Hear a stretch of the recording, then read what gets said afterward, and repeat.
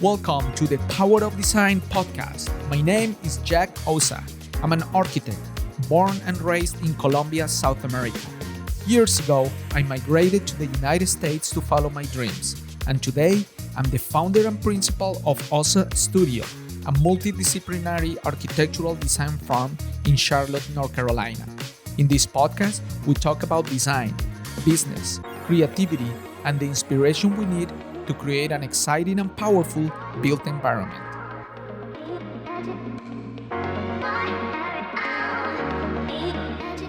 In this episode of the Power of Design podcast, I had a really good time chatting with David Crabtree.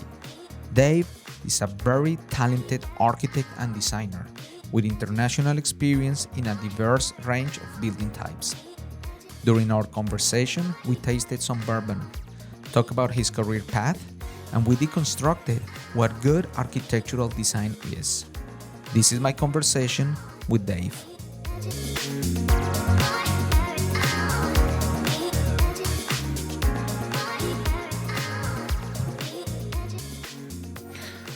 So what do we have here today, Dave?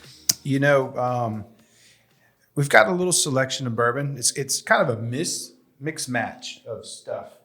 We've got a couple of things that are more notable, like the E.H. Taylor, and it's not at their highest end, but it's a harder to find bourbon, so you're not going to walk into any place and just kind of find that. Eagle Rare, another Buffalo Trace. These are all Buffalo Trace. Yeah, I heard about that. So they can kind of come from same distillery. Yeah. But is sort of findable. Blanton's is also a Buffalo Trace, a little dude with the horse on top. That's a Buffalo Trace product.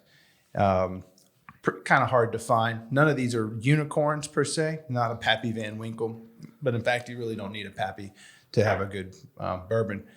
This Midwinter Night's Dram is High West. And that's a yearly release. So that's actually their signature release of the year. It's finished in port cask. And so it's a rye, where these are bourbons. These guys means they have to be at least 51% corn and then finished in a new oak barrel. With a rye, you can have more rye. You have basically corn, rye, and malted barley are the three main ingredients for all bourbons. Some will add wheat instead of rye, and they'll call them a wheated bourbon. Nice. And then rye is just a higher, they add more than 50% rye, and then it becomes a rye. Awesome. Man, this is amazing. You're the first guest who brings these treats for a podcast. So let me know what we're going to start with. What do you normally like to, what would you like? You said I told you I like the Widow Jane. Yeah. I had a bottle of Bullet at home. Oh, that's good. Yeah, that's I like good that stuff. one. Yeah. Woodford. Yeah, that one's also good. Yeah. Those are great bottles you can find on the shelf too. Mm-hmm. Since you like the Widow Jane, it has a little more oaky tone to it, right? Like toasted oak. Woodford kind of has that. You'll notice banana nut bread flavor tones in that. Yeah. If you get the Woodford double oak, a little bit more money, $56 or whatever it is versus the $36.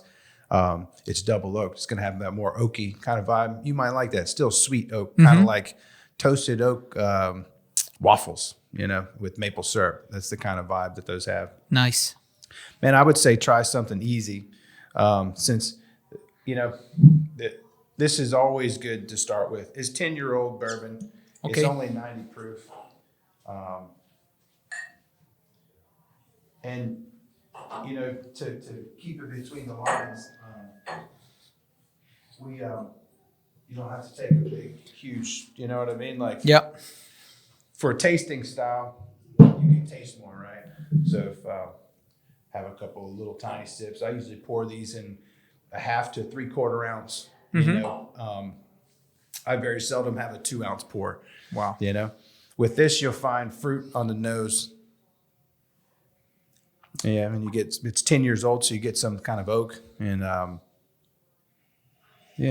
Wow. But there's always amazing. What's interesting, and it's where if you have multiple glasses, you pour some of this, pour a little bit of that, and then pour some of that, and you'll notice there's actually a similar kind of fruity, ripe fruit, dried fruit kind of nose on all of these, and it's a Buffalo Trace signature. and it's why people seek Blanton's and E.H. Taylor. It's just, but hopefully enjoy it.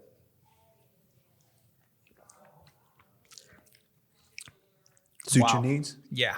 Not so bad? Best way to start a podcast. Yeah, exactly. Well, Dave, thanks so much, man, for coming. Since I started the podcast, The Power of Design, I always think about you because I've told you before, I really think you are, if not the best, one of the best designers I have ever worked with. And Thanks, I man. always, admire your ability to understand buildings, design, not being afraid to get into cost and constructability, like very well-rounded understanding of buildings. So this being the Power of Design podcast, I wanted to, talk to you about your life, designing your life, your career, and, have some bourbon in the meantime.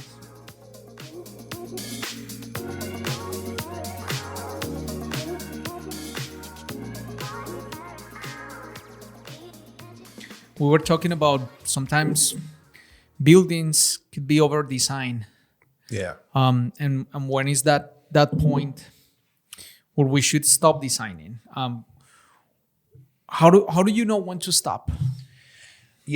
I think I know when to stop once you have a big idea, and I know that's a cliche, but something that resonates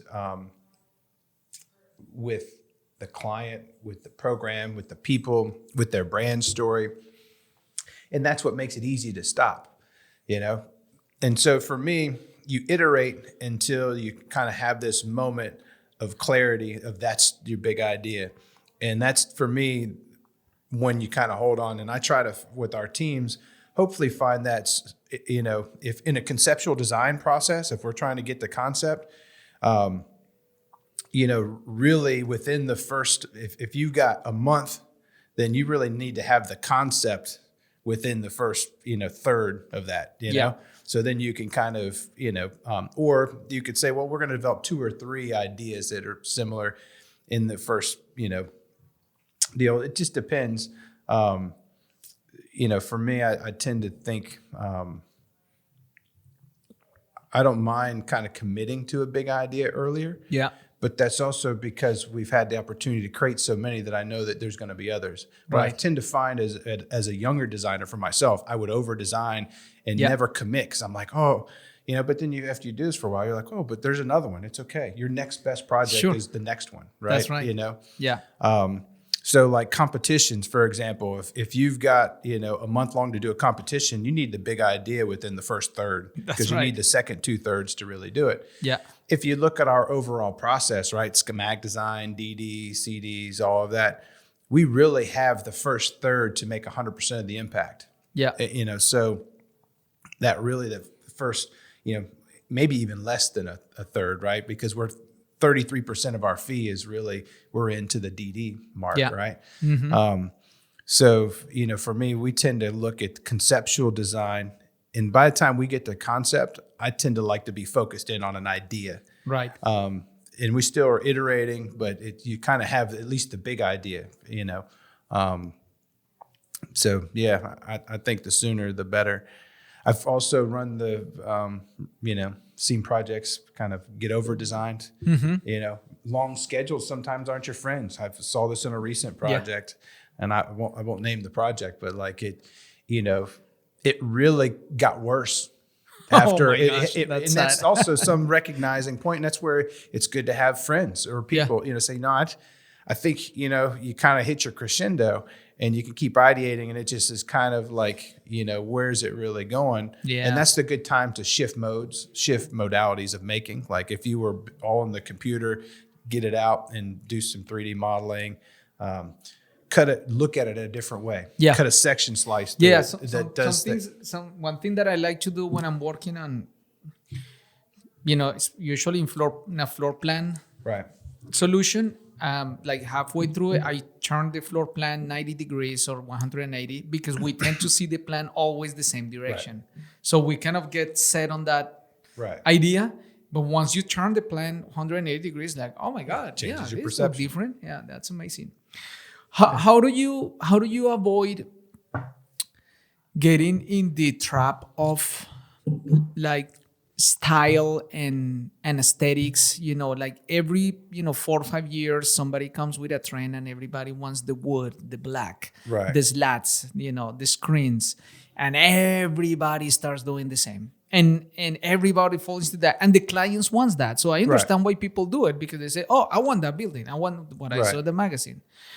Do you avoid that or not, and why, and how do you avoid it if you wanted to? Yeah.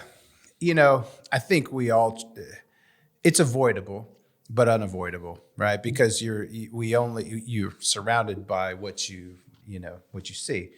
That's the unavoidable part. The avoidable part is really digging into the project. I mean, that's where it's, for me, reflexive modernism. So just a personal belief of mine is reflexive modernism, iterative process, dig into the client, the brand, the site, the place, the context, pull in something out of context, the X factor, a reading, a poem, Those are the things that help you break out of style and inform a project in a different way. Right. And you layer that on and let the project tell you what it wants to be in its best place. Now, inevitably, it's like columns are columns, right? There's certain things, like walls are walls, I think you can avoid style by using, elements of design. When you look at people, Richard Meyer has a style, but I don't think he thinks he does, because he's shaping things with space, light, form, right? Tectonics and movement of people. Like all of his projects are about the procession of people moving through space and light, the exploded box of light, and then people moving through it. So it's evolved to have a style, but in some ways it's kind of timeless, because it's an organizational idea. It's a party, I think probably the best person without a style would be like Renzo Piano. Mm-hmm. He's, I think, one of the best in terms of what I call reflexive modernism. Richard Meyer maybe being on the other spectrum of like he's become stylized. Right. Where Renzo has some things, but his process really gets into, I wish I could remember, there's a sort of, I don't know if it's a Mediterranean island or a tropical island where it has these almost like teepee-like structures growing out of the island and formed by the way people made hand baskets on the island. Well, there was no style, it was an eruption out of the place. So I think that's in its best. When people come to you and say, I want a Tudor style, or if I want, a colonial style, or we've all work with some city municipality where they've said, well, we want it to be, this, pick your 3 styles. That's unfortunate. Interestingly for me, I don't mind things having a style, but I do mind it being told what style it's going to be. Yes. And mainly because it's and this is a sensitive word to use, but it's censorship. Yeah. It literally is. If we, and I also find it's one thing when a client comes to you as a private person and says, well, hey, I would like to work in a modern style, or I would like it to have more traditional style, a little bit more open. Where I get a little bit nervous is there was a period where municipalities were referencing, because they had a problem of not having quality design in their cities. They said, well, pick these 3 styles. Yes. Well, that's like coming to somebody's city and say, well, you can speak in English, you can speak in Spanish, or you can speak in Italian, and everything else you're not allowed to speak, because what we build is what we believe. And people don't see buildings as a written language, but it is. It's a text. Oh wow, that's a really good. It's a built text. Put it. Yeah, and I've been there. I've opened code, zoning regulations, and they tell you exactly what to do. Like once you follow through their guidelines, the building is designed and is this punch openings and cornice, and it's sad because the people who wrote those regulations, they don't understand the space, they don't understand architecture, they don't understand the consequences of the decisions that they're making. Right. And a lot of times those things the reason why people ask you for a style, or cities start to create style templates, was because, quite frankly, we forfeited some of our rights through lack of responsibility, where we just had professionals not really doing a good job, right? Yeah. And so people are like, well, they're not doing a good job, so we're just going to tell them how to do their job. That's unfortunate. And, we're seeing that a little bit of fear around some of the the UDO, the Unified Design Ordinance, and some people don't want to call it form-based code. I think it's going to be okay. I've seen some of the TOD stuff, and I don't want to critique the city, because they're trying to do it for good reason. Yep. Because they're trying to create a transit-oriented design, but it's coming along with some sort of form-based code, but it's still performance-based. That gives me some comfort. Right. It says, well, look, pedestrian scale at the first 3 to 5. How do you design that? And transparency at the ground floor. Well, that's fine. It's not saying like you will put windows with it's not curved arches, right? Yeah. So when they're performance-based, I think it's okay. But there's some interesting things that become a little bit stylized, like, how undulation at corners. Well, then if all corners always undulate, then that can start to have unintended consequences. Yeah. And again, their intent is not to try to censor. They're just trying to create some quality of addressing the street. And so it's an interesting fine balance between style, codification. I liked what you said, performance design versus prescriptive design. Style is the most restrictive, versus performance. Yeah, it's like telling somebody how to dress. Yeah, Like right. you can only wear these 3 types of shirt, and you need to pick one. Versus saying, I want it to feel like this. And that's where I love the vision sessions help us get out of style. Sometimes they can trap you in style, but you're at them. What does success look like? Describe your best day, or tell me a story, Yeah, I think that's where sometimes when I'm explaining design to people, I talk about money, because money is not an end. Money is just a means to something. Right. You get money to buy something, an experience, a product or service. But with money, you do nothing. It's just this thing that you need to exchange it in order to gain value. Right. Design is the same. We don't design for the sake of design. We design to create experiences, to create an environment for humans to enjoy and to do something. And I think sometimes people get caught in the design as an end, and they think that creating those restrictions and regulations, they're going to improve the design, and they're not, because they're missing the whole point, which is the human experience of the design. Yeah. I think music could also be a good analogy. If you only said,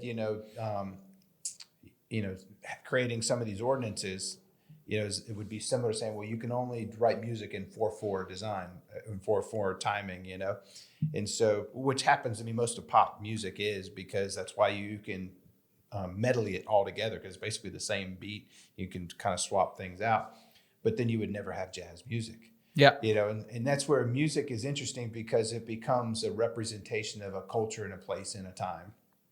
And great architecture is that too. Mm-hmm. One thing that I really love, and this is love it or hate it, architecture is the written text of what you believe, the built text of what you believe, good or bad, right? Yeah. So, whatever your value system may be, as a firm, as an individual, as a city, as a corporation, yes, it becomes the built text of what you believe. Wow, that's amazing, man. That, I never thought about that, because you're the one making the decisions, you're the one prioritizing certain things, you're giving up certain other things, and what you produce, it's a reflection of your values. Right? Yeah.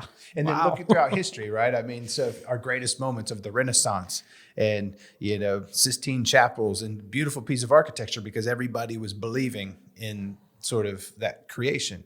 And then are the worst moments. You can look at the late 70s and early 80s after the energy crisis, and things became very simple, generic, squished down, tight ceiling heights, in the age of, early 20th century. I mean, we had some beautiful architecture, early modernism begins, coming out of Art Deco, and you get into the 50s.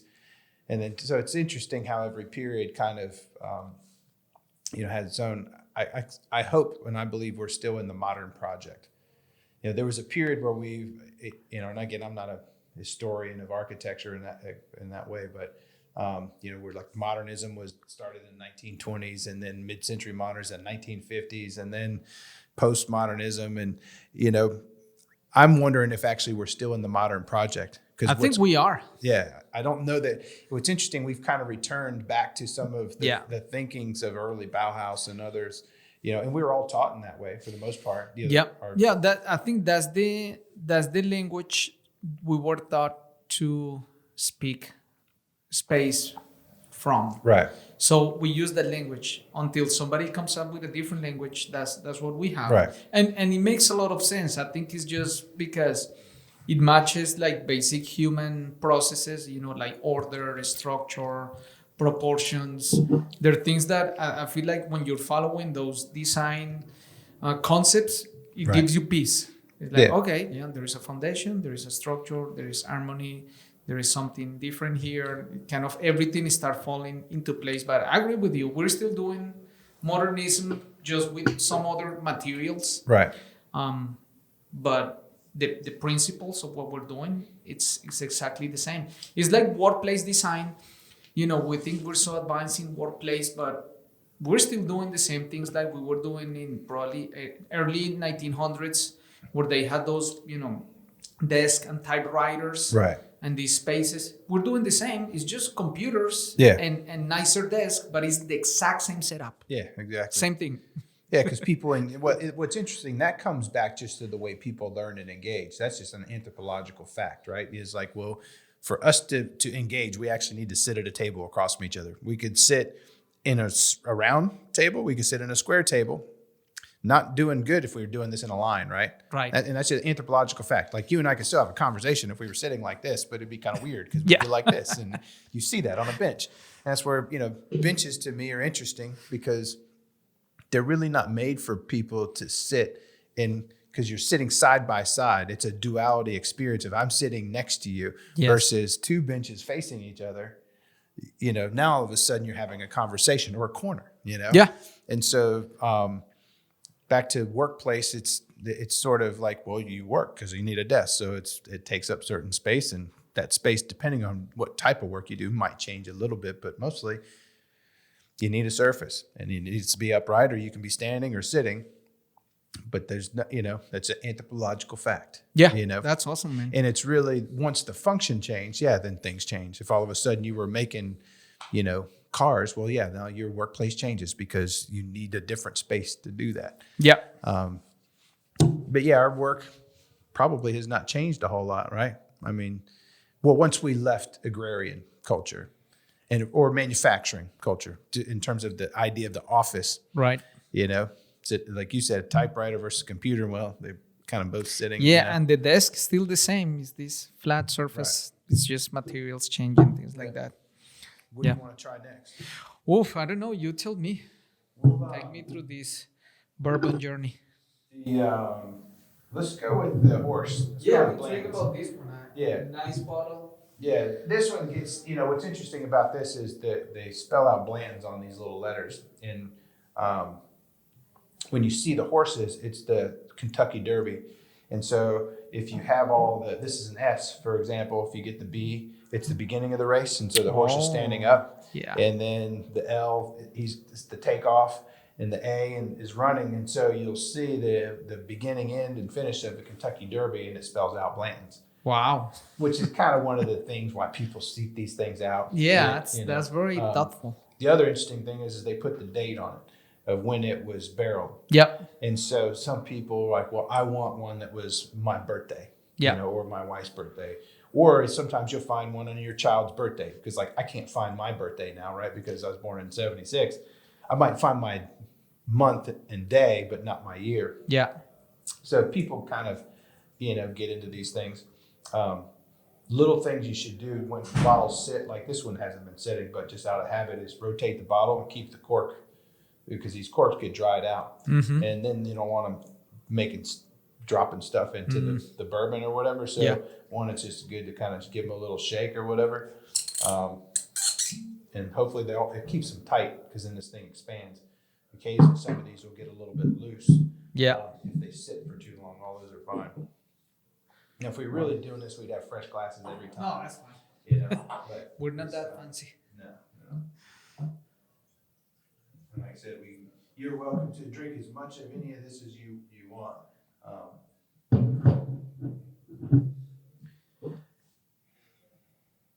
Wow, it smells really good. Yeah, this one should have, it's a different I forget there's Buffalo Trace. E.H. Taylor has multiple mash bills, and so essentially they make several lines. E.H. Taylor, Eagle Rare, and then Blanton's comes from them. But the Blanton's, Elmer T. Lee, Rock Hill Farms are a few of their bourbons. They all come from the same mash bill, just slightly different aging, slightly different proof. And then you've got their Weller line, which is basically the beginning of Pappy Van Winkle. Those are all wheated, and that's another mash bill. And then they've got their Eagle Rare and E.H. Taylor mash bill, and they have a rye mash bill.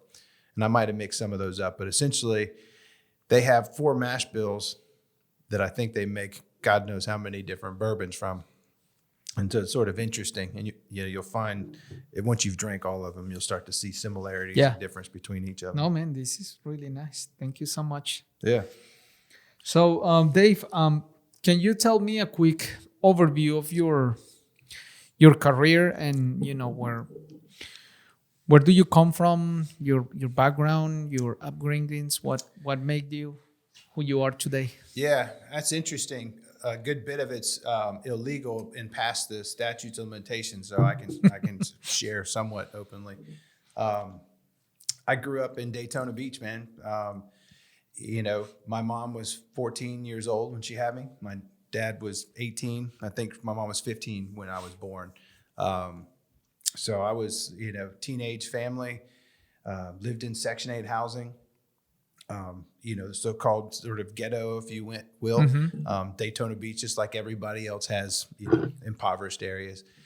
And really, at a young age was pretty, scrappy. You were fighting for your lunch, and it wasn't because people were mean. It's just what you did. Right. And it was about status and proving yourself and whatever else. And so the good news was I had a very loving family, kind of kept me focused, but I didn't grow up around anybody else in college. My mom worked at Kentucky Fried Chicken. My dad was a professional musician. I've continued being a professional musician. And I did work in Kentucky Fried Chicken as well. Actually, at a young age, I started working in KFC in the back, helping them. And, inappropriately young age, prepping stuff, all the different things you could do. And, really by the time I was 15, I kind of got into a place where I was not necessarily doing all of the right things. Yeah. And I had a fortunate moment where my dad's family was all from North Carolina, Level Cross, Randleman, and they were old school country, moonshine making, race car driving people. They took them and the family down to Daytona in the 60s to start a speed shop. My grandfather got all of his experience as a plant manager for Burlington Mills, and then he was making moonshine on the side, running it with the Petty family and Lee Petty, Richard Petty's dad. So anyways, long story longer, they moved to Florida. They start the speed shop, and then because we had the shop, now fast forward to me being about 15 years old, I'm working in the shop, helping out my family. My grandfather did work on the chief of police's cars because the Ormond Beach Police, we helped service their vehicles. And the chief of police mentioned to my grandfather, he said, "You should probably find something else for your grandson to do." He said, "What do you mean? He works at the shop." He's like, "Well, he's doing some other things too, so you might need to find something else for him to do." Yeah. And we're not going to say any more other than, you should have a talk with him. So my grandfather did, and I got into construction. I had a close family friend, Tim Fennell, that unfortunately passed away at a fairly young age. But he was high school buddies with my dad. His mother was my godmother. And basically, I went and lived with my grandfather and during the summers. And he would drive me to the yard, what we called it, in the field, where we had all the trucks and everything else. And I got into construction at 15 years old, working full time. And school everybody kind of came together as a community. And, my school was like, "Well, look, maybe we should put you in advanced classes. We won't give you as much time to mess up, Yeah. But they also let me out of school early And basically, I was able to graduate with associate degree credits and kind of get my associate's degree early. And at 19 years old, I become a licensed contractor. I still have a license in Florida. And went on to qualify Fintry Design Group to build stuff as a licensed contractor. My buddy Tim Fennell, Fintry was basically a blend of our two names. And, we started doing a little bit of design work, and it was mostly lifestyle pool decks, a lot of swimming pools, fake rock features where you build up the steel cage and blow on shotcrete or gunite, and anywhere from, residential scale to we did John Travolta's like lazy river in his backyard in the Spruce Creek Fly-In, and it was like it was multi-million-dollar swimming pool. Forget about the house; the pool was just huge. To living condo decks all along the East Coast, and through encouragement, he's like, "Man, you should keep going. Why don't you be an architect? You have some design skills," because I was doing design stuff. Yeah, and we were just kind of design build, not design like you and I know it today. And in fact, going to architecture was unlearning. I basically unlearned everything that I thought that I knew. And I learned how to be a critical thinker. Yeah. Be curious. So back to some of the earlier questions of style, curiosity, dig in, research, look at it differently. But yeah, that was all sort of serendipity, sort of little moments of fortunate self-awareness, and sometimes, forced awareness by others, that I got into the design field, and I never looked back. Nice. That's amazing, man. And it's very nice that you went through the construction experience first, and then I guess when you found the design world, you realize, okay, now I see where things are coming from. Right. Where the decisions are made, because I think the construction, it's the second phase, right? Somebody had to previously created the solution, the big picture, the concept, the understanding, the big idea. And during construction, you don't really get to see things at that level. You're more it's just a whole different arena at a more granular, area. So you do that, and then tell me about, your first job. What kind of projects did you work on? Your experience. There was a couple of seminal moments in my life, and they all kind of summed up, and they weren't necessarily in architecture, and they all summarize around follow your fear. And early on, I remember being just like my son, 9 years old, and he's third, fourth grade, and taking whatever that test was and being fearful, and ended up taking the test and doing just fine, and I had a sense of like, wait, all of that fear is okay, and I succeeded, and then you kind of went on, and then later in life, becoming an architect was one of those points of fear. Through encouragement, I felt okay doing it, because I wasn't sure. And it's in fact why I went on to be an architect, because I was like, well, I knew I could be a builder. My family actually wanted me to be an attorney. And I was like, well, in my mind, I knew I could be an attorney. And that's not to take away from all the folks that spend a lot of time to become an attorney. But for me, my fear point was becoming an architect. I didn't know I could. Yeah. And so after all of the unlearning that I was sharing with you, the first couple of semesters were, brutal, because I'm like, oh, I know how to do this. And they're like, no, you really don't. You know what I mean? Yeah. And so I learned, unlearning became all of these new possibilities that came about. And I was fortunate through one of the professors, Lee Shaw, and he said, we were getting towards graduation time of my 4 years, and I went back later for a master's degree, and he would help introduce some of the students that were, really putting in a strong effort to some of the firms. And my first job was with Architects Design Group, really great, sort of modern legacy firm from Central Florida. They kind of followed after the sort of Sarasota School of Architecture and tropical modernism. In my first job with them, we had a traveling model exhibit that needed to be created because they had a couple of works that were published and had been in magazines, and they had been in 30 years at that time. I think they had been, and so they were kind of creating this a new book and all this stuff. And so my first job was digging through their archives, understanding all their design, and then building the models. And then once I started doing that, I was like, we're pretty good at this. Why don't you help? We're going to give you some people to work with, but you're going to manage the model shop and all of that. And you're going to manage the installation once we go to from museum to in different places. Some are universities, some are museums. And so that was my first like 6 months was really not in sort of architecture. I really kind of got to know the firm intimately and everything they did for the last 30 years by building all these sort of models, like an archaeological dig. I was going through these old Mylar drawings and old models that they had and all that. And so, there was somewhat of a seminal moment in there of like empowerment through doing. But the real seminal moment came, my first project was a crappy little Ocoee fire station. It was kind of turned on its side. Everybody's like, yeah, whatever. It's just another fire station. And it felt like it was being left over and left behind. Yeah. And that was important to me as a kid that was left over and left behind. I was like, well, I think, whatever, I got some energy. Yeah. We can do something. So seminal moment is, I wasn't sure. I know how to design a damn fire station. And, I just really, I was, young and figured what the hell. I was single at that time or dating, but I didn't, have a whole lot of commitments.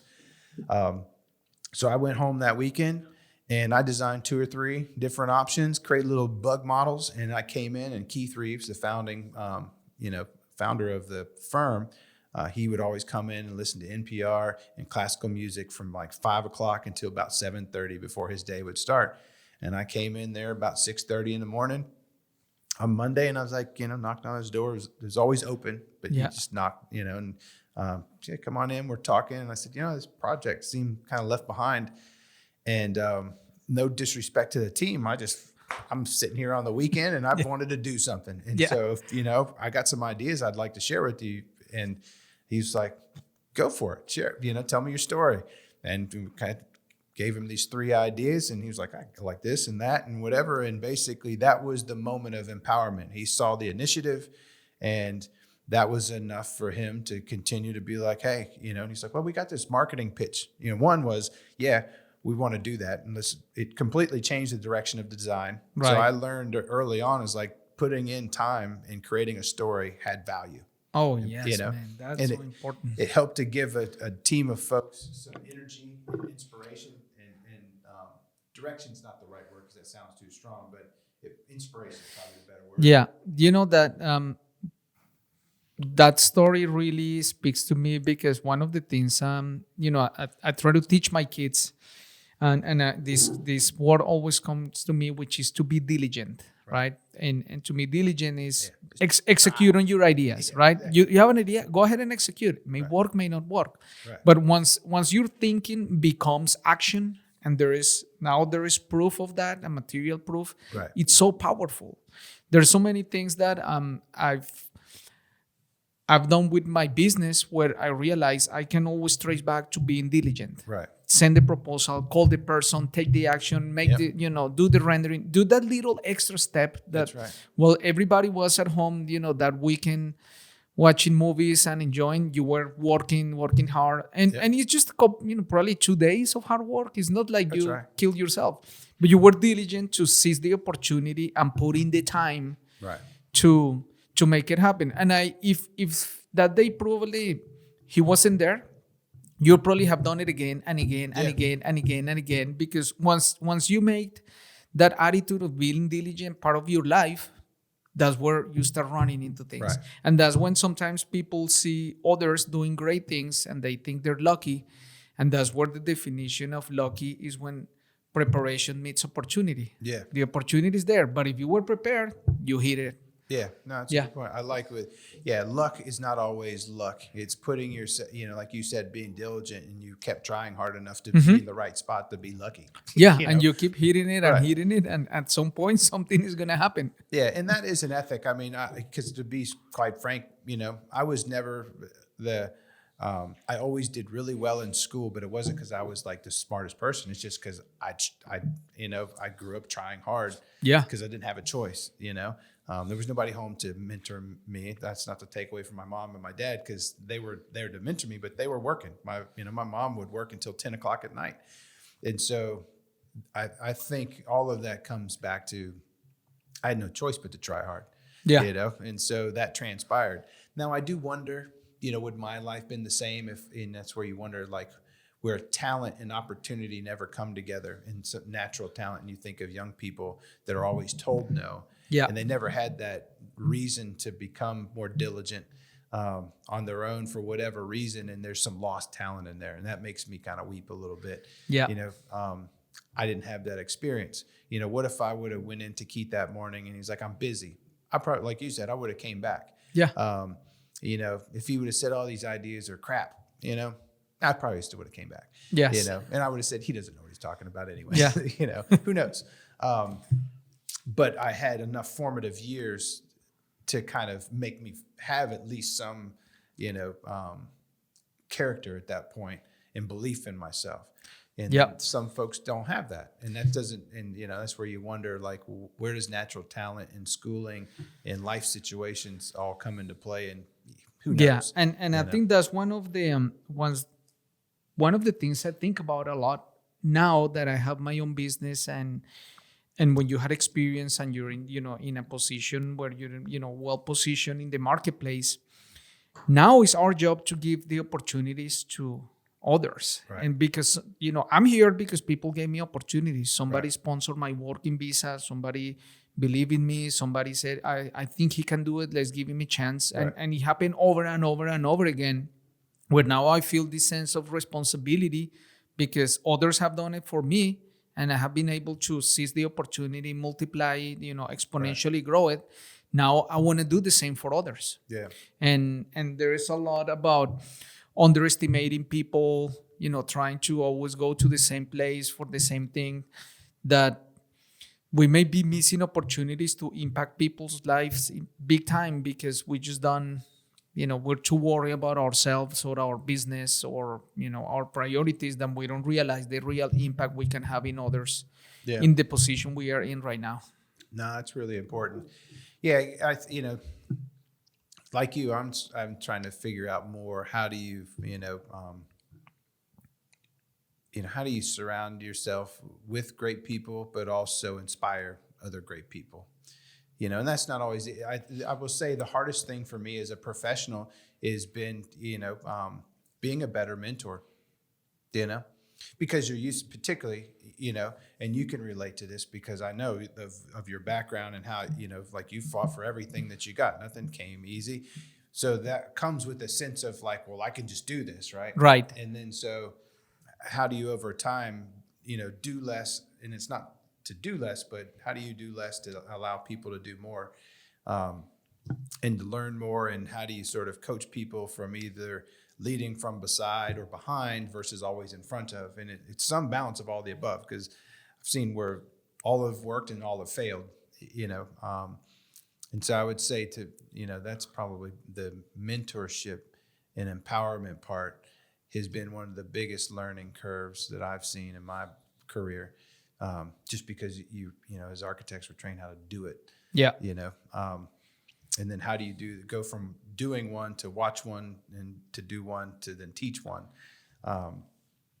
That's been an interesting, sort of revelation, really more so over, all of my career to a certain degree, but more so over like the last 10 years and more, over the last handful of years. Yeah. So you're in Florida, having fun, learning, growing at ADG. Yeah. But I met you here in Charlotte, North Carolina. Tell me about, moving here, your career here in Charlotte, and eventually tell me about what you're up to today. Yeah. So it's, somewhat circuitous. As a kid that grew up in the 80s, 90s, MTV and spring break, Florida has always kind of been a home for me. And so I really loved that. I grew up surfing every day, at a really young age. My wife's from Winter Park, ADG's in Winter Park. So I didn't know her at that time. I graduated with my bachelor's degree, worked with ADG for a few years, had a great opportunity there. And then I met her just before going back to graduate school, in another sort of serendipitous moment. We met at a beach party, And there's a longer story to all of this, and some of it I can't even tell because it can be embarrassing to her. It's funner in a party setting, not in a podcast. But we meet at a beach party, have multiple encounters, and at that time I was single, and it just worked out where timing brought us both to UF for a master's degree. And I'd got into other schools, and for me. I had a belief in myself by way of the University of Florida that was like, once you come back here, you can teach design studios, you can do graduate research, you go to school for free and we'll give you a little bit of money. But you can also shape your graduate studio however you like. And so that level of flexibility and empowerment, if you will, was much different than, when I went to Harvard or went to UCLA, and it felt a little bit more like, well, you were going to learn what Harvard wants you to learn, or what UCLA, and particularly UCLA, actually. Richard Weinstein, I still remember having the conversation with him, and it just turned me off. And I thought, you should believe in yourself. And another point of fear, because what do I believe in? I got nothing. You know what I mean? Like, I've been doing this for 4 years, and I'm going to go to graduate school, and somehow I can shape my own, career. So I did. Went back to Florida, taught design studios, or 1 and 2, and did research studios for various communities, and then lived in Hong Kong with UF. Helped them open the first studio in Hong Kong, and that really opened me up to the kid that grew up in Daytona Beach. To then like, well, where do I go next? And I came back, graduated. And I ultimately land in Florida, but I lived in New York for a summer with friends. And I've, got job opportunities with SOM and Richard Meyer. An interesting story about Richard Meyer, the design director of Perkins & Will, Rennie. I got to know Rennie through the interview at Richard Meyer. This was 15 whatever years ago. But basically I ended up not taking any of those jobs because I wanted to be closer to Florida and family and still have an experience. I worked for Perkins & Will in Miami initially after graduate school. My wife was still in 1 year left, so it all kind of made sense. There was a really cool interaction with Richard Meyer that is probably good to share here, is that, the short story is I went to have coffee in the morning. Our interview was probably 7:30, and I had coffee outside his office just down the block, and I could smell the salt air coming across the island, because you don't realize that New York City is an island because you're surrounded by a concrete jungle. And to me, that was one of those moments of home. I was like, I'm home. This is it. New York City. I'm going to get this job with Richard Meyer. I'm going to live in New York City. And I go in with all of that enthusiasm and belief that I'd had this sort of revelation of life. And I hear the sound of silence and air conditioning. Nothing. Shh. Look for people. Nothing. Giant models. Nothing. Huge models. Giant. I mean, stick your whole head into them. And then mysteriously, the receptionist comes up and says, Richard Meyer will be with you in just a few minutes. And then back to silence and nothing. I'm like, okay. And then Richard Meyer comes out. I don't know if the dude's 5 foot tall or 10 foot tall, but he came out and it felt like he was 10 foot damn tall. His hands was the size of a giant. And he's like, shake your hand, and it's like my little tiny baby hand was like absorbed in all of his. And I'm like, this guy. And we go in and we sit down. And I'm sure that it was a simple plain glass table with hardly anything on it, because everything was clean and silent.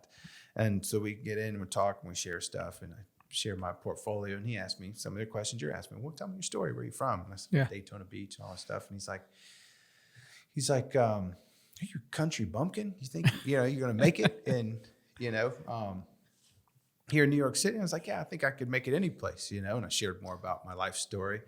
And so he's like, okay, we're out underneath his desk of nothingness comes this like crinkly piece of paper, and he's like, what would you like, to make? And I was like, well, I've done the math, about $45,000 a year. At that time, I had about 4 years of experience, a contractor's license. I'm like, He's like, well, we pay people like you about $28,000 a year. And he did say people like you. I could be paraphrasing, but I'm pretty sure that's what he said. Yeah. And that's at least what I heard. Maybe that's not what he said. And so we sat in silence. Wow. And then finally, Richard Meyer says, this is a big decision for you. You don't have to make it today. The job's open. You can have the job, but just let me know. I know you have some other interviews. And I went on and interviewed with SOM and Diller Scofidio and these other folks, to me, it was just the experience of talking with them, meeting with them and learning about them. And it actually gave me the belief that I didn't actually need to be in New York City, but that wasn't the reason why.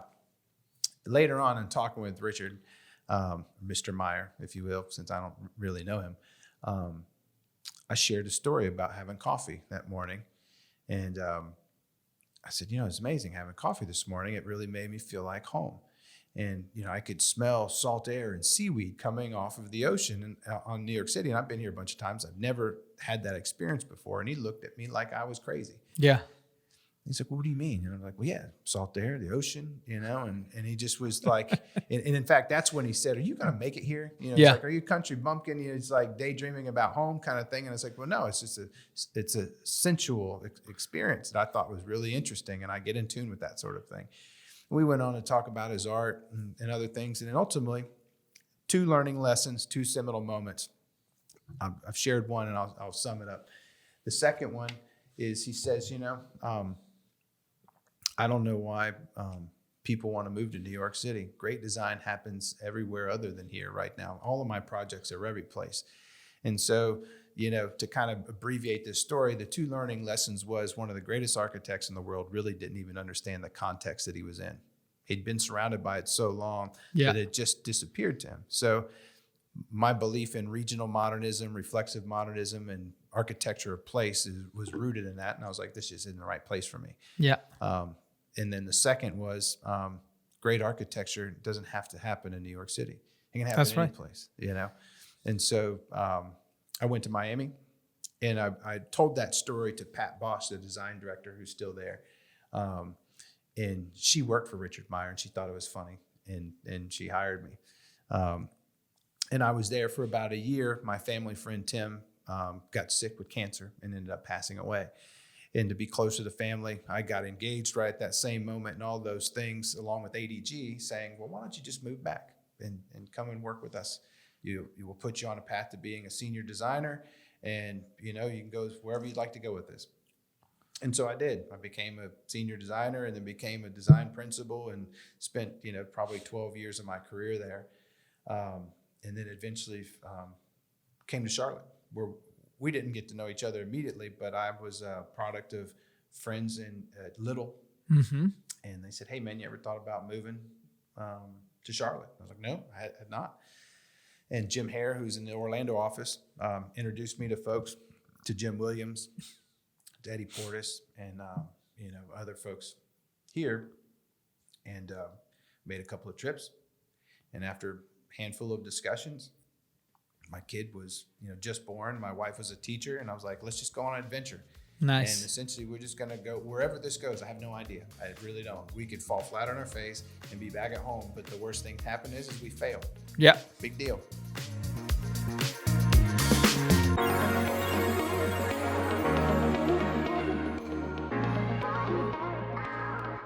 The Power of Design podcast is brought to you by Osa Studio, a multidisciplinary design firm focused on creating impactful experiences through the power of design.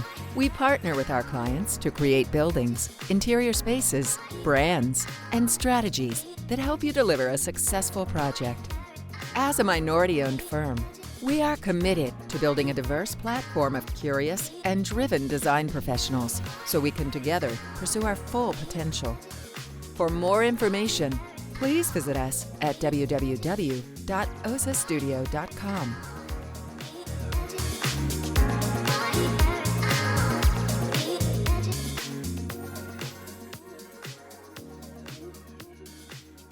So were you always doing design, or were you at some point doing production work or other type of tasks? I've done everything, And at ADG, we were a 30-person firm, so it was kind of organized into kind of 2 studios that had, probably 8 to 10 people, and then marketing team and principals and things like that.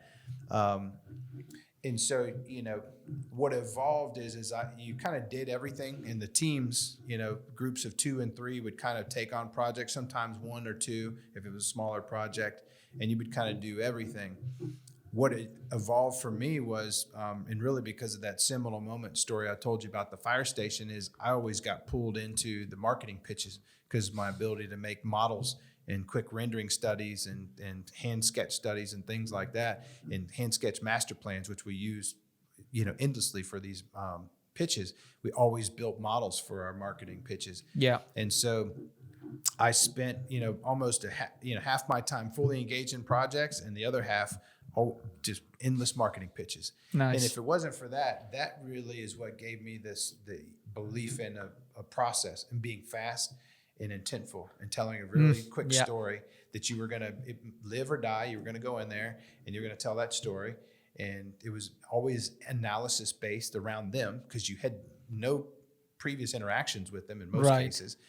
So you're trying to make it as meaningful as possible. And so I failed fast quickly a lot of times early on in my career. And then that transpired into just leading more design projects. So by the end of my time at ADG, I was mostly design focused, but I've worked on, a lot of projects taken all the way through CA and pretty much all the way through. And even, and then I just became more focused as a design director, design principal, or design leader of some form, more intensely over the last 10 years. Nice. But even that's not always focused on design, right? Yeah, no, I've seen you in action, and you get into, every aspect. And I really enjoyed when, you always approach design, but you understand construction, you understand pricing, you understand the business case of the client. Because sometimes I think I work with people where, they take design just as a surface level aesthetic solution, right. Just drawing something that looks cool, which it's one part of design. But I always like how you really drill down into, the concept, the idea, the technicality. How do you make this happen? Understanding money, understanding where the client is coming from, what the priorities are, and then having the design as a tool to respond to those constraints. Yeah, that all evolved by just not I don't like being told no for what you can see as possible. Yeah. It's one thing I don't mind being told no. But not for when you can see something that's really possible. It's like when you see it over there, you're like, no, you can't have it. I'm like, but it's right there. I see it. I can see it. And actually, I can see 5 different ways that we can get to it. And so the constructability is one that I kind of love to dig into. And I'm not the perfect dude to be building, CDs together and details. I've lost some of that skill, but I understand the intent. Back to the critical thinking skills. If I could tell anybody to learn anything in school, is learn how to think critically, because then you'll figure anything else out. Yep. And the same with pricing. It's like, well, how do we figure it out? Don't throw the baby out with the bathwater. We were seeing that with, recently on a design detail. Well, how do we kind of look at something? And a lot of times, people just want to rip things off. And when you start to dig, what you find is sometimes by ripping something off, well, you still got to put something back. Right. 9 times out of 10, what you put back is costing about what you took off. So, you really need to dig in and analyze things, to think about it. I usually try to share with people that I'm a contractor, and that I try to dumb it down a little bit and be self-deprecating, because that, I'm like, we're not building anything. We're not signing our life on the line to say, well, okay, this building's never going to fall down. Yeah, we'll sign and seal the drawings. Yeah. But the contractor still have to build it. That's right. So you do have to be a little careful that, well, hey, this should cost this much. Okay, well, then you come over here and build it, smart guy. You hire the subcontractor and pay them and get your bonding. And, so it's a fine line between dialogue and, getting you just don't want to overstep your bounds there. Yeah. So where is this next drink is gonna take us? We'll go to end with Midwinter Nights because it's Okay. Christmas time, holiday time, and that's going to taste Perfect. like the holidays. Wow. That leaves us two more to get there though. So we can do this because we might as well try all of them since we're here. Sure. I'm ready. We'll come back to this dude. We'll do this guy. Elijah Craig is one that you'll find, but this is their barrel proof, and it's 12 years old. They release them in a few batches a year. They'll have A, B, or C on them. And so A is the first one, B is the second one, C is the third one. And then they'll put the letter 1, 5, or 9. So 1 is January, 5 is January, nice. March, April, May, and then 9, September. And then the year at the end, 21. And so that people will fall in love with one. Like, oh, I had this. Typically, what's interesting, why most people love Blanton's or fall in love with a certain bourbon is they usually have it around a human experience. So it's not necessarily, while it is good stuff, it's not just the bourbon itself. It was the whole experience that you remember. Yeah. And so, Blanton's, Eagle Rare, these things kind of get these, it becomes sought after because of the holistic experience. Now this dude is going to be, actually it's not that high proof. It is, but it's 118. Some of these will go up to about 130 proof. But you'll get a lot more what they call barrel char.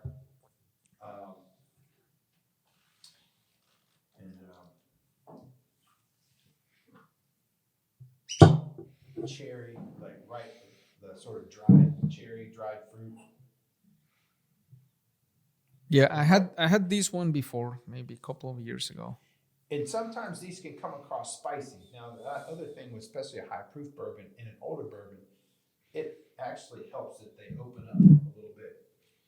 So one, letting it sit in the glass, and some rules of thumb says let a bourbon sit out as many minutes as it is years old. So Oh, years old, yes. 12 minutes, You just kind of let it chill. And you'll notice that partly your flavor will adapt.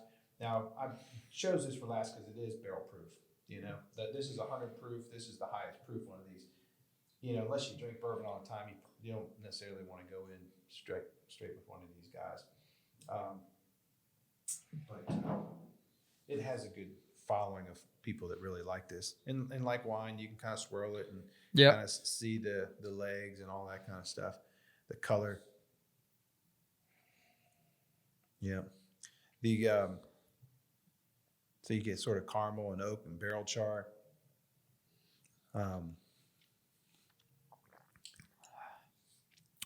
You'll find some of these will have sort of more herbal notes. This one doesn't, but it's interesting, the notes that you'll find, they can be more floral. They could be more, you'll get star anise or licorice can be a note that comes out of bourbons. Yeah. Whether it's on the nose or on the flavor profile.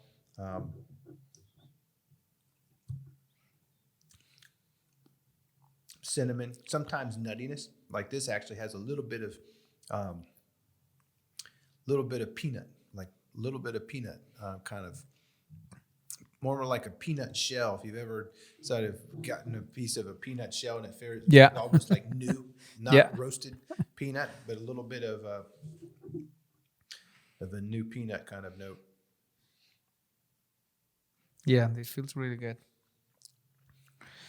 What would you say is the most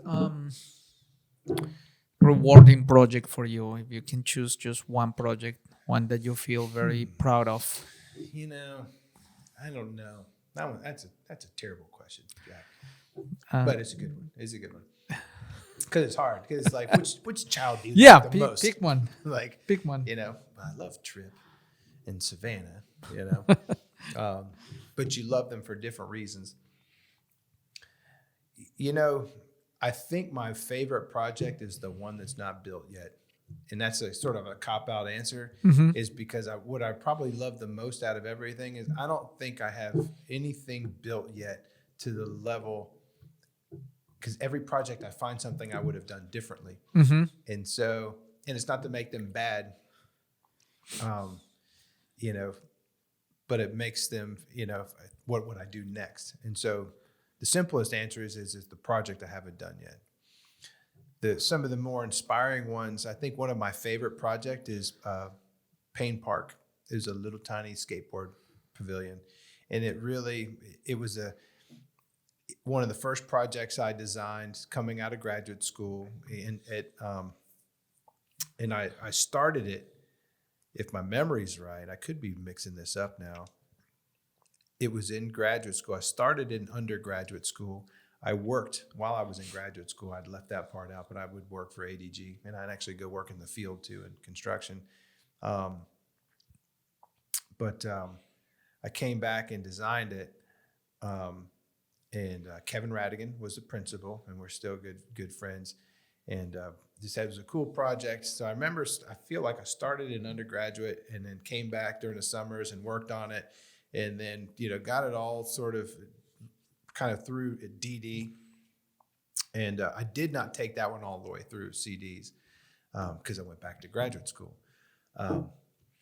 But visiting the site and being a skateboard park pavilion, and as a kid that grew up surfing and skateboarding, and I was driving over on my bicycle at 9 years old across the bridge 2 or 3 miles.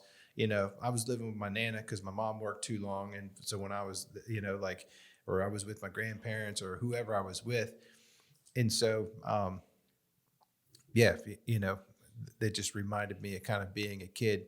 Yeah. And it was a product of a leftover and left behind project, which is something that resonates with me. So in some ways it's not a project, but, an idea. So that's why it's the project I haven't done yet is the one that's my favorite. Or in this case, it's the idea was the leftover and left behind. It was really just going to be a little pavilion thing. And we turned it into this 300-foot arching sort of free-floating pavilion inspired by some of the early Sarasota school architecture from Paul Rudolph, the butterfly house, or no, the butterfly, the cocoon, I think, because it had the concave roof. And that one was just a really cool project. It frames a big central green with the arch, but then the other arch looks out onto the bowls that people are in, and there's a really cool photograph of one of the bowls comes up underneath this free floating roof and a dude sort of in midair, and we got a photo of it. But it was a low budget project. I remember sharing that story to the same SOM actually in New York, and they're like, "What's your favorite project?" And I was telling them about this, and and they laughed at me in a sort of deprecating way. That was like, how funny, little $2 million pavilion, great guy, you're coming to work for SOM, and I was basically like, I clearly didn't take the job with SOM, but it had purpose and meaning. Sure, yeah, and you care about it, and you were connected to it. I like how you talk about the left behind story in your life, and it's always there, and that's what makes you good at what you do. I think you always see any project the opportunity, and you see a way to make it better, right? And you want to make it better, and you want to communicate to others how you see the opportunity to make that better. Yeah. I really, I really enjoyed our Corning headquarters. We worked on that together. Mm-hmm. That was one, and it came out pretty nice. But then the same thing as I look at them, like I would have done some things differently. I think there's probably too much patterning on the one facade. Yep. I remember when you put together the big idea. It was really fast, like the two buildings, the bridge, and the view, and this, right. Day and life, this have the sun, nature, everything in there. That was amazing, and it was this little sketch, right. Very simple, and that's the building right there. Like the big idea is there. Somebody messed it up with the texture on the walls, but yeah, and that was there. That was the learning lesson. There was, I think, the courtyard worked out pretty nicely. The end conditions come out nicely, and there was two things. And I'm sorry, View Glass. I would use you again if you hear me. But Mike Muir retired, so yeah, he did. But the darkness of the glass still. There's certain moments where, unfortunately, with dark glass, I love the product, but it is off-putting. So it feels a little ominous. Yeah. So that's something that I've walked away as a concern. I'm like, man, how could we get away from that? And but View Glass represented, Corning. Mm-hmm. That was the product that they developed. the idea of the skin transforming around the other side, we probably should have just kept it in the convergence diagram of the middle courtyard where the future expansion would have.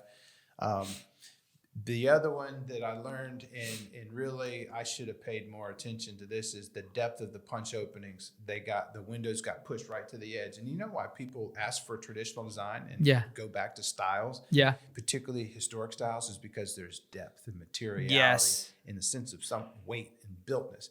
And we make things, and sometimes it's okay to be thin. But be intentfully thin. And that, and particularly in the metal panel facade,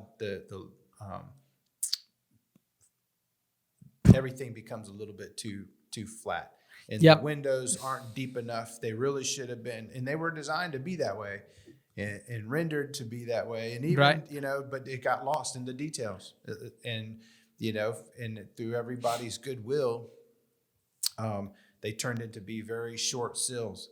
And so then what happens, another sort of VE that we did starts to show up, and we're like, well, okay, we can't do these long pieces of window because we're using storefront instead of window wall to save money. They can only go about 20 foot. So we insert a piece of metal in between them to make it flush. Well, then that gets to, because of that depth, if that was sitting in and it was flush with the window plane, it would look fine, but it starts to compete with the metal plane. And it's too much going on. It should have been simpler. So we really should have seen that in the late DDs, and certainly through CDs, because it was a discussion. I mean, we were talking about it, and I don't know where it got lost, but that's on me, for the learning lesson. You see it at the ground floor too. So I'm talking about all its faults, but for me, the great moment, you do see it at the ground floor, at the rear where the panel changes, and at the cafe. And again, those big windows push all the way out, and that sill, that one should have been at least like 12 inches to 2 foot deep of sill of the glass pushed in, and it would look like you carved out the corner, but instead it just looks like, applique. But for the most part, it turned out well. I like the jewel box, the entry piece, the pavilion. I love the space coming into it. And I do like the general convergence courtyard where everything, you go out to the street and you see it all coming together. Land design did a really great job with the landscape and the outside areas. That one's pretty good. I haven't been to the building. I've seen pictures. And I remember the early sketches you put together, but I'd love to go take a look at that. I go out there every now and then. If I'm by it, I do have. It's like anything when once you have a kid, you're like, well, let's go see him every now and then. Yes. A buddy of mine lives literally right across the street. I have gotten really good feedback from people that love the building, and Clark Kinlan and Mike Bell, the client group there. Still, I check in with them every now and then. They love the building. And those details are things that you and I care about. They have no idea. They have no idea what you're talking about. What depth? What? Why? The Sarasota Police Headquarters, which sits right across the street from Payne Park, the skateboard park pavilion, which is that's the other reason why I like that building, is the police headquarters is one of my favorite projects. And there, the faults where I learned never make things too thin.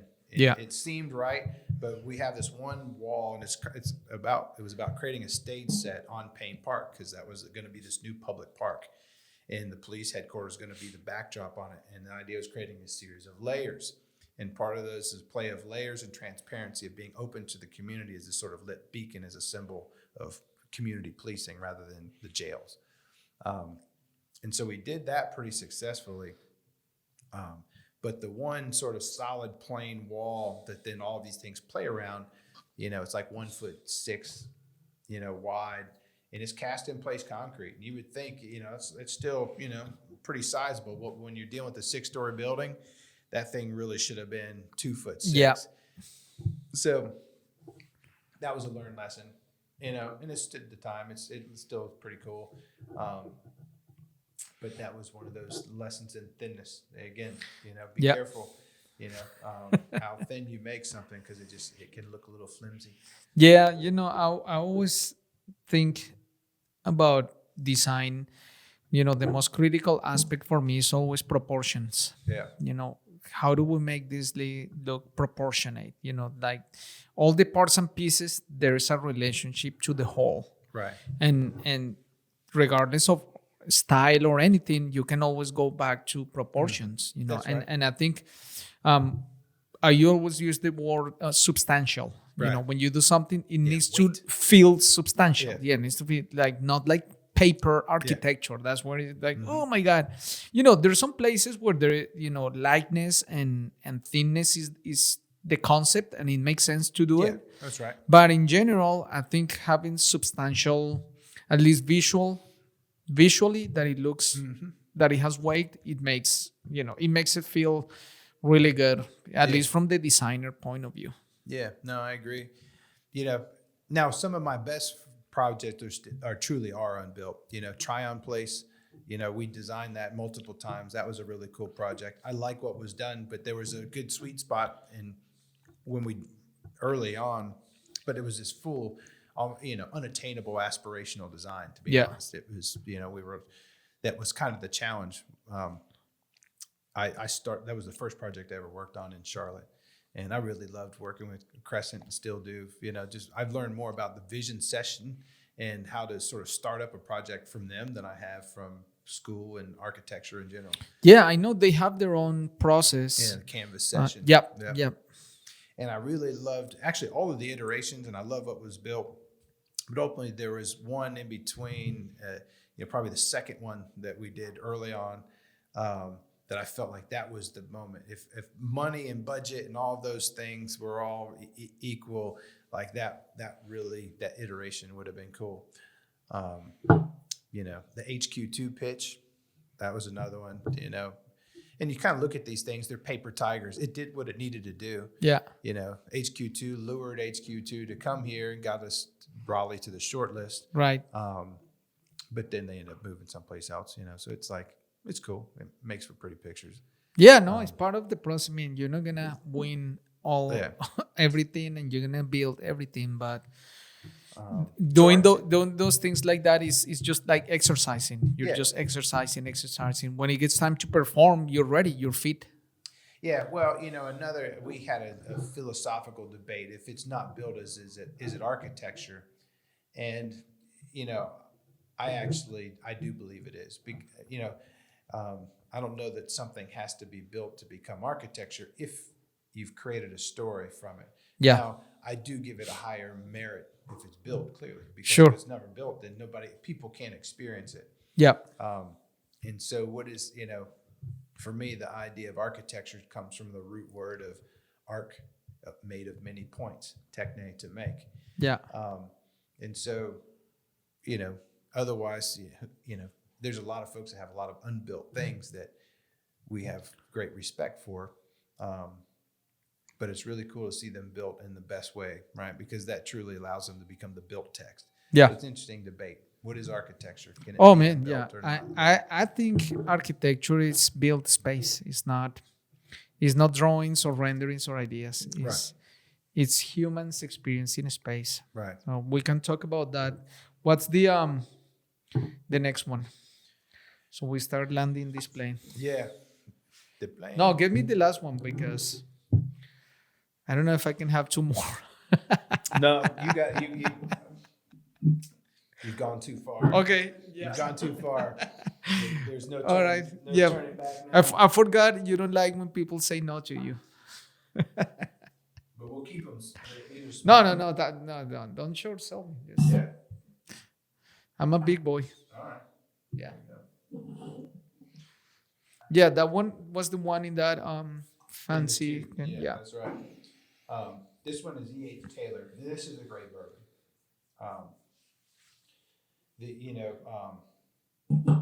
What is it? Edmund Hayes, Colonel Edmund Hayes Taylor, I think. If my memory is right. Yes, Edmund Haynes, not Hayes. But there's a line of E.H. Taylor. There's a small batch, there's a single barrel, there's a barrel proof, and all of those. There's other ones like Warehouse C, I mean, there's some unattainable. There's bottles of this stuff that are, $4,500 Wow. This is, if you find it at retail, $55 or so, $60.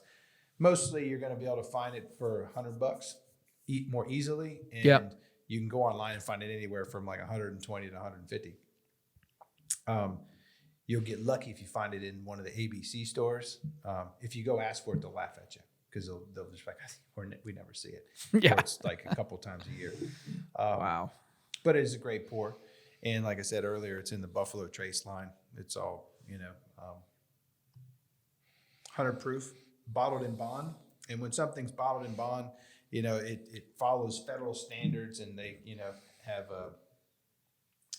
I forget, does it have to be 4 years old at least? No, it has to be 100 proof. And then they certify how it's made, because that's part of it. There's a big problem with whiskey and bourbon in the early 1900s with who knows what was being put in there. So bottled in bond became a sort of federal standard, that said if it had this stamp, then it has been inspected and it's legit. You weren't drinking arsenic or whatever.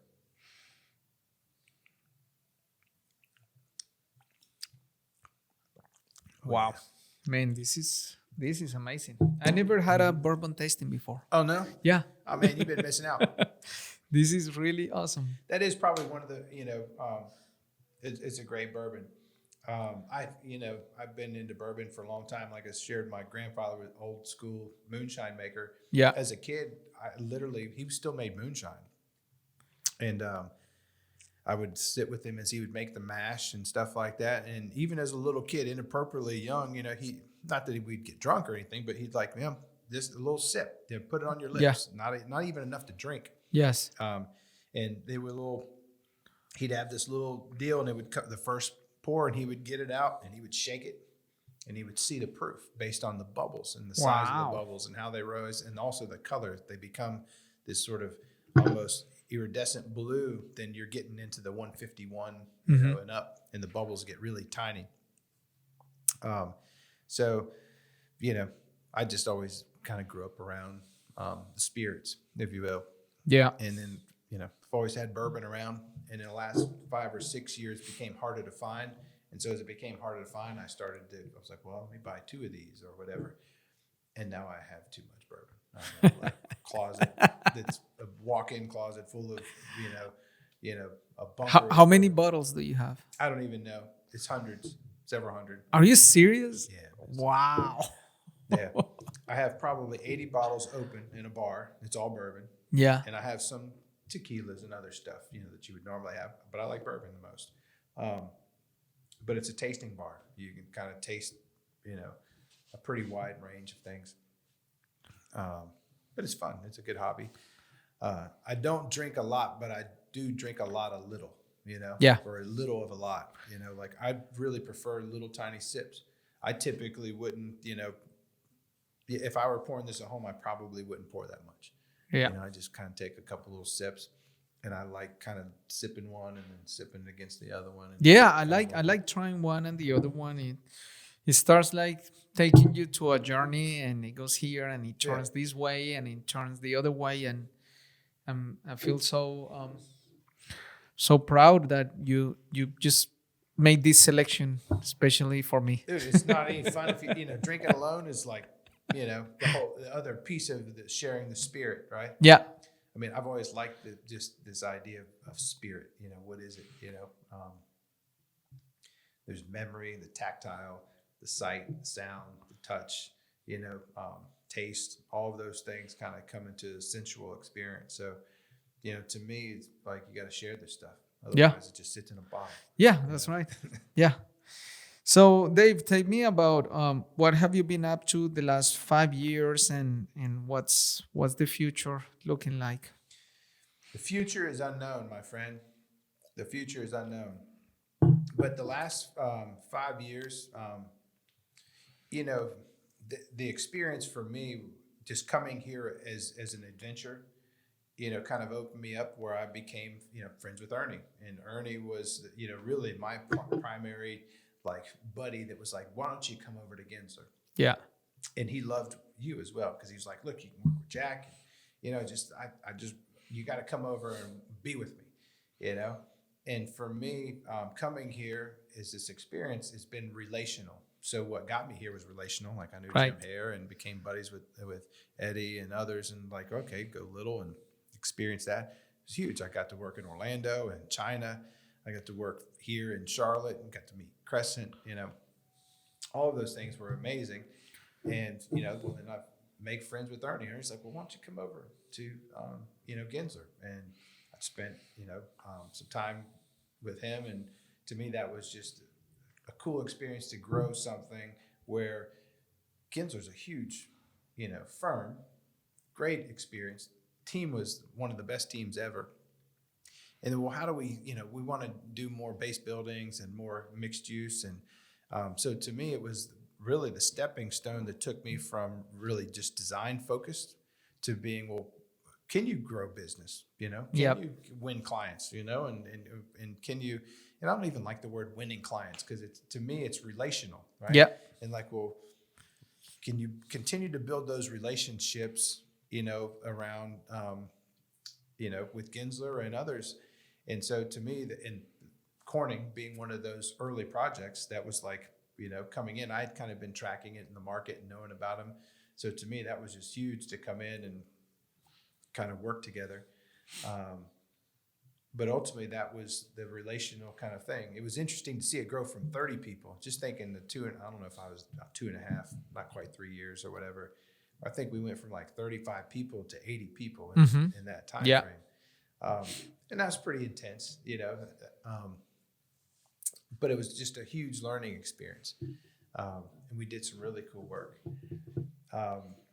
You know, and interestingly, you know, with Perkins and Will, which, you know, has been a really cool experience for me over just about going on 4 years coming up this year, is this idea of social impact. The leftover and leftover behind, or left behind, is what kind of attracted me. You know, Phil Freeland's story of, you know, and Zena's story and others, and you know, and this idea of telling a story for architecture and people, telling people's story through architecture, and that was inspiring. And again, it became relational. You know, a friend of mine, Irene, said, well, you know, we were always kind of in contact, and it just kind of evolved to be like, I think it'd be a great fit, you know, to kind of explore how do we kind of do similar, because they had a great cultural and civic background, but not much in the mixed use stuff stuff you and I had worked on. Yeah. We would love to kind of grow that. Can we take that level of storytelling of what we're doing in the cultural projects to a mixed use project? And I'm like, yeah, why not? We should. Sure. Yeah, that's exciting. How do you do that for a corporate headquarters? How do you do that for a mixed use building? And actually, it's harder, you know, not to take away from what it takes to do a museum. Sure. Very difficult projects, a lot of stakeholders, longer, protracted, complex process. But what comes along with them is this very charged story, particularly on civil rights museums and things like that. Oh my gosh, so you got something to dig into, right? Oh yeah. You can't do something stylized because there's so much other stuff telling you what it wants to be that you're like, no, there is no style for this. It doesn't even exist. Right. You know? And then back to architecture being a built text of what we believe, even more important that those buildings need to be that. But how do you do that for the scale of urban design, which is really what I've been focusing on of the last handful of years with Perkins, is urban design and mixed use architecture, but all the way down to small boutique, you know, 80,000 square foot mass timber buildings. But they're all centered around telling a story. And so you can, you know, spec office buildings don't have a story, and I think they're the hardest ones to tell one, you know, because but it's but what will be a good story, because like I don't like the idea that there are certain challenges that there's nothing in there. There's got to be a story somewhere, like, you know, somewhere in any opportunity and any constraint, there should be an opportunity to create great design, to have a concept, even if it's just a business case, and build it from there. And, you know, you talk about context, all these projects happen somewhere. Right. And that place has a story, and that place has certain characteristics, and there are some people in there. And I think sometimes we are so used to, somebody presenting the perfect opportunity is the low hanging fruit. You see it right away, that we have become lazy. Yeah. And we don't put in the work to really understand, study. Right. And I think that's a whole different topic, which is going down to like, fees, billing rates, market rates, where if you spend 2 more hours in there, you're going to break the budget. And these things take time. Yeah. I do follow a couple of rules. Is the design always wins and the project always wins. And that also costs me a lot of money. Not me personally. In the end of the day, like it costs projects more money. But ultimately, because of my belief in them being a built text of what we believe, I don't have a problem feeling that way. Yeah. And so like I would go down every day of the week making less money to have better design. Now, until your kids aren't fed and you can't pay your bills and things like that. Right. Like, okay, Dave, that sounds pretty damn But you can optimistic. only do that in corporate America. Well, or if you have enough projects that can sustain Sure, it, right? yeah. Some higher performing projects that have made good money with others that aren't. And so how do you find that balance? Obviously, you really, the power of telling a great story is, look, if you can tell a powerful story within that first, 1/3 of the effort, or let's say really schematic design is usually, we'll say it's 25% in this. So in 25% of the effort, you capture the imagination of people to tell 100% of the story, right? And a lot of times another thing that I believe is like 1% of the budget can be over 100% of the impact. Yeah. Because it's that last 1 to 2% that you start to cut that it really is like you just lost all the story. So That's why right. are you even doing this? Like the depth on the windows. Yeah. And we still have to give them a building, right? Just to build nothing, it just doesn't work. Yeah. But, for me, that power of story, it's harder. You got to dig deeper for mixed use buildings. They don't always have it.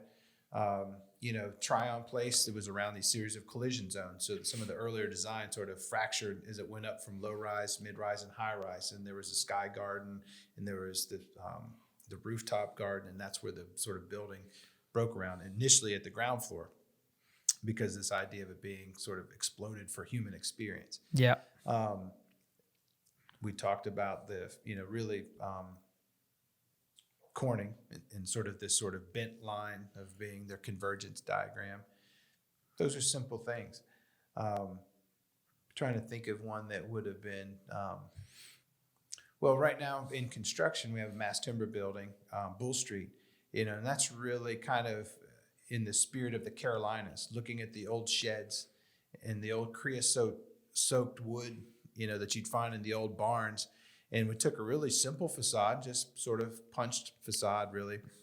But when you look at old barns, the openings become kind of eroded because over time, like a board's removed and light sprinkles through. And we started to play a game with the spacing on the vertical panels that as they get to the end, they allow light to come through.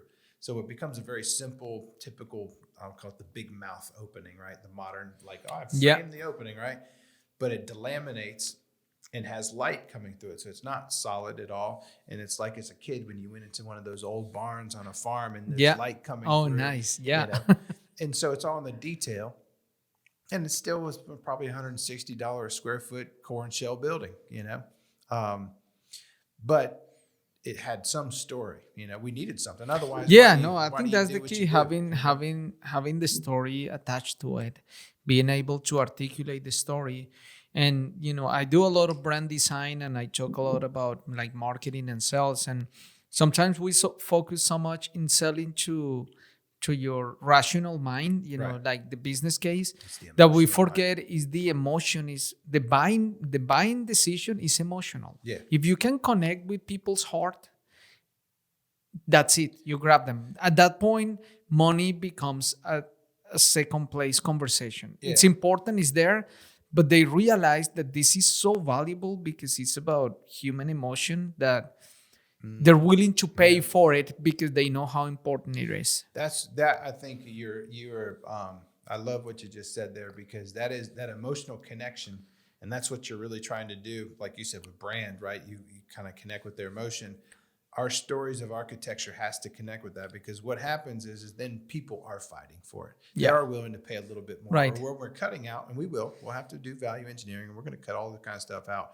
But they're willing to stand up and say, no, let's cut over here versus there. And so clarity of story, clarity of big idea, all of those things being formed early on really helped to create a more sustainable project. Not green sustainable, but sustainable. That it's going to get built. I had a project about 2 years ago, and this is the only time I have experienced this in my life, where at the very beginning, when I sold the story, the emotional connection was so strong with the client that during the process, which lasted about a year, I never had to defend anything. The client was defending everything. They fought it, and they said, "Oh, can we cut costs doing this?" And the client is. He either say no, or he said, I'm not making the decision. I'm going to pass it to our Jack, the architect. Whatever he says, I 100% support his decision. And I was like, oh my God, this is crazy. Right. Like the power that you do, and you just need that to make that connection one time. Once it's connected, you got it. Yeah.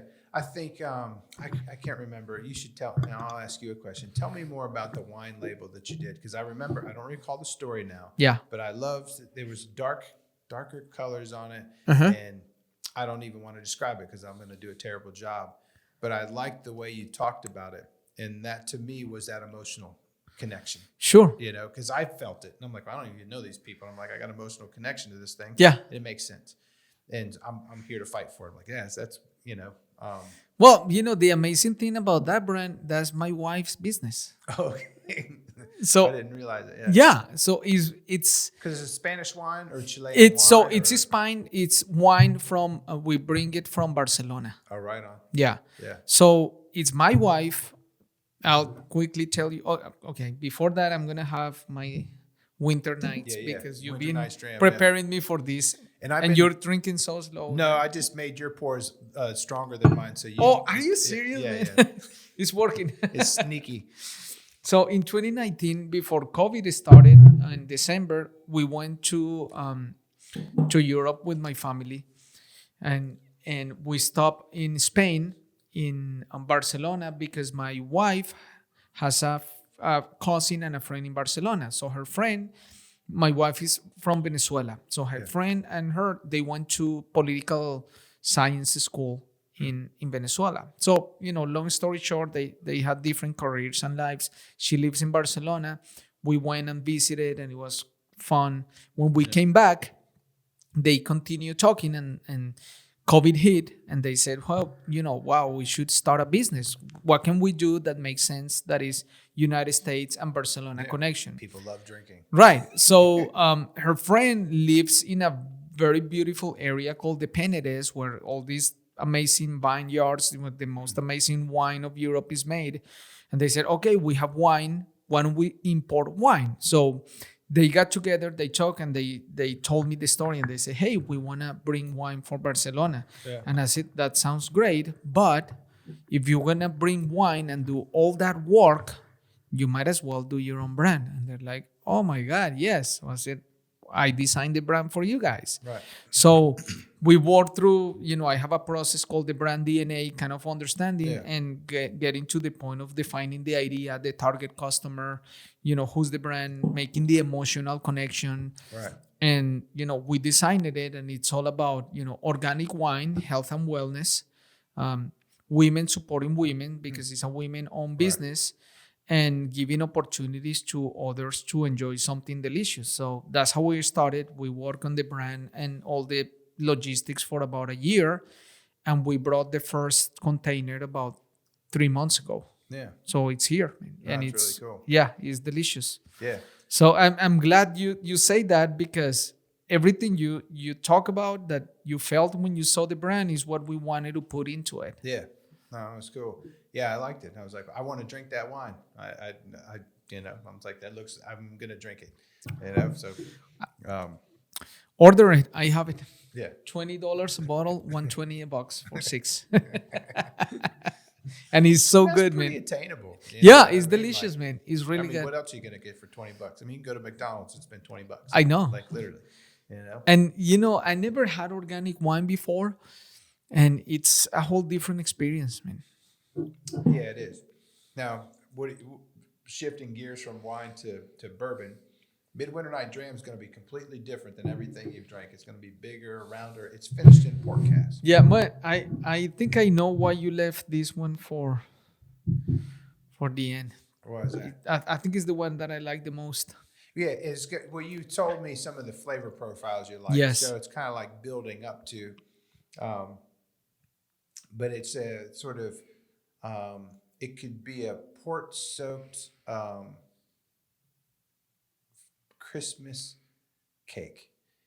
Like if you imagine, like, because it's the one of those Christmas fruit cakes that has the spices and the doughiness and all of that, because you're going to get that out of it, and it's a rye bourbon, or it's a rye dominant whiskey, and then they finish in port cask, and so they take the old port cask, and I forget where they named the brand or not, but yeah.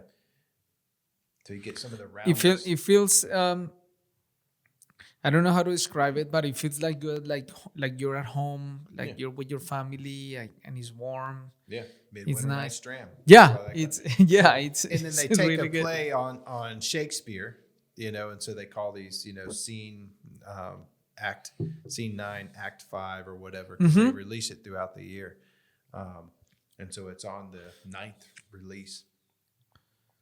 It's good stuff, though. It's really good, man. I'm enjoying it for sure.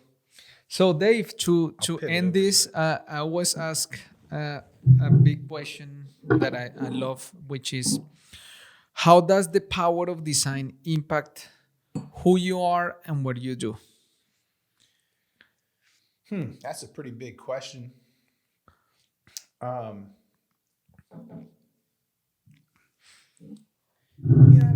really, I'm not sure completely. What I am sure of is, my whole passion is around the design profession. So in that way, for me, everything, I love the curiosity of starting a project, of digging in. And all of that comes ultimately, design doesn't start early for me. It could be a diagram, and it's usually many diagrams. It's the sort of uncovery and discovery. And so a thing that resonated with me, I don't know if I can remember the story. Anthony Vidler, he's a writer, and there's a book called The Architectural Uncanny. And it's one that resonated with me very early on. And it's why I believe in the power of design in this way, in this iterative process. And he talked about building a house, but not in the way that you would normally do it, because typically we think of building a house and I bought the land and I make the plans and all of that. And he finds his home, and it takes time. And imagine him wandering through the woods for days. And I don't recall, I'll forget some of the bits and pieces, but this idea of wandering through the woods and finding a path, and then a path slowly emerges because I've wandered through the woods enough times that what used to be nothing becomes a couple of steps, and then trees clearing, and then now I see my path. And then that path turns into other paths, and eventually you get to know a place. And over time, that place becomes evidence because of this sort of nomadic journey that you're making. And then through that journey, he finds the site. And he's not sure where to put the site or where to put the building or anything like that. And he walks around the site for days and for weeks and for months, and watches how the sun sets over it and how the moon rises and where the stars are. And he lays on his back and watches all this happen. None of this has a plan. And over time, then he says, well, it needs to be right here. And he builds the walls. And the walls go up as high as he can build them in all different ways. And he's inside, and he's completely encaptured by all of the things that he's built. And he said, well, there should be a window right there. And he goes over and he makes a window. And there should be a door over here. And he makes a door. And then he goes outside of it, and he makes this thing from the inside and the out. Yeah. And all of this really just summarizes this idea of the nomadic process of sort of starting from nothing And through moving between many points, finding something, and then layering meaning upon that through the place and the time that you're in. Yeah. And so the power of design, that's creation to me. That's what I'm attracted to. You know, that's what I get out of every project that we work on. And that story, for whatever, has resonated with me. And I hadn't actually told that one in a long time, but that's just one. No, man, that's an amazing story. Because it's like a discovery process. Yeah. You're just reacting to the elements and to the experience, and you're modifying the built environment to react to that experience. Yeah, exactly. Yeah. And that's also what architecture is, right? I mean, it becomes a sort of environmental envelope. It's your sort of environmental blanket, if you will, for people. And I don't, back to style, I'm not afraid of style. I love, and this can sound like a charged word. It's not Florida cracker architecture. And that's, has a derogatory term, but it really comes from the farm hands that had whips that they cracked. Yeah. And so they were herding cattle across the farmlands of Florida. It really is open plains of Florida because they weren't really farming at that point. But just simple, gable structures, and they call it the dog trot house. Or some of the original sort of native structures of Southeast Florida, mound culture, and actually all throughout Cahokia, South Florida, all the way to Mississippi, there was mound culture. But we find these mounds all over, but there also was architecture that came from them. And it came from the place. Yeah. And they have these council chambers that were in Tallahassee that they imagined almost like the Renzo Piano project that I was telling you about in the islands. They don't know what these look like, but they had, I don't know if it's 10 or 12 pillars, and it was for the 10 or 12 chiefs of the region. So every pillar was a column to hold the thing. It's a story around it. It was really, And so all of these things are like, they become style, but they came from a meaning of place. And so I don't mind style when you understand where and it came from. Yeah. I don't know where I was going with that, but those are just things that kind of came to mind when I think about what inspires me. Yeah. And this idea of reflexive modernism, boutique design culture of iterative making. You want to be with the tribe of people that you believe in and want to fight for. And for me, my home is the Southeast. That's something I've come to really realize. Could I move to California? Yeah. New York City? Yeah, sure. But it's not my home. Yeah. The Southeast, the closer I am between the water and the mountains, I think somewhere between the water and the mountains, which is a pretty nebulous space. Yeah, no, what matters is when you know who you are and where you belong. Yeah. Yeah. So. Well, Dave, thank you so much, man. I really appreciate your time coming here and sharing your story with me, giving me an amazing tasting menu of really nice bourbons. I learned a lot from this conversation, and I look forward to staying in touch. Yeah, absolutely, brother. I appreciate our time working together. That was a good time. And, often I'll catch up with Ernie and we'll have coffee. And he's a big fan of yours. I am too. I'm a fan. Thanks. Outwardly, I've even been envious. I'm like, man, that's a really cool podcast. I just don't have that energy to do that,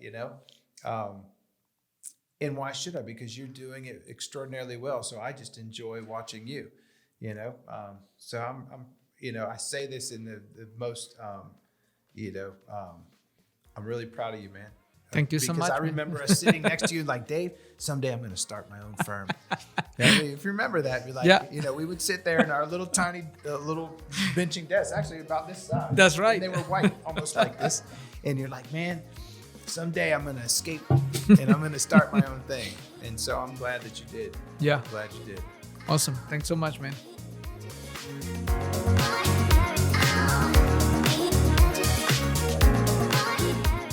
Thank you for listening to the Power of Design podcast. Please remember to subscribe, rate, and review if you like this content. And find us online at powerofdesignpodcast.com. I invite you to join my mission to become a better version of yourself through the power of design.